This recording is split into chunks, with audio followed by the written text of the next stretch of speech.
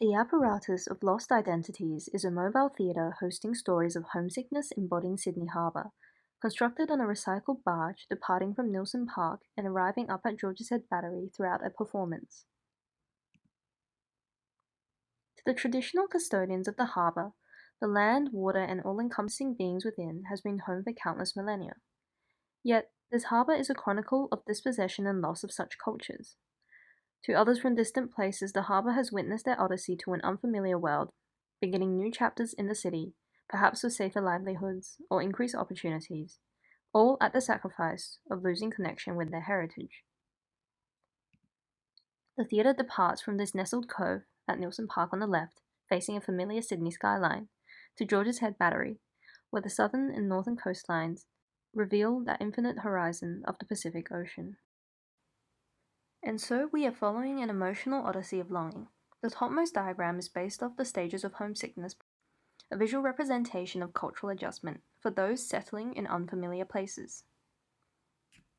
3 corresponding acts are sheltered by polycarbonate and braced by copper columns, and are divided by 2 intermission spaces that provide the performer a space to rest before the next performance, creating an illusion as if the audience is constantly guided by the performer from one act to the next, reuniting in each successive stage.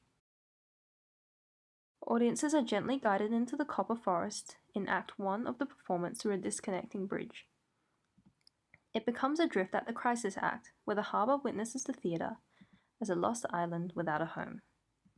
At George's Head Battery, the finale plays out in front of the backdrop of the Pacific Ocean horizon. For many, there will always be this homesickness or yearning at the sight of this infinite beyond.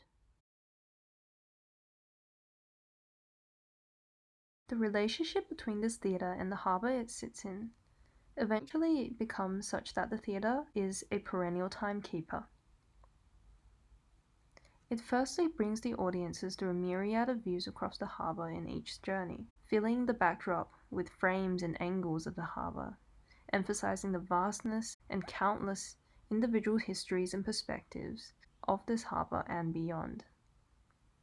Simultaneously, in each successive journey, the weather patinas the copper and becomes eventually as a reminder of histories at risk of being eroded, forgotten, or lost. As one travels through the space here, the faded exterior columns become more and more distinct. On the outside, the copper transforms to green slowly as the decades come, as a sort of facade amnesia, questioning us, what can we do to keep these underrepresented histories and stories alive?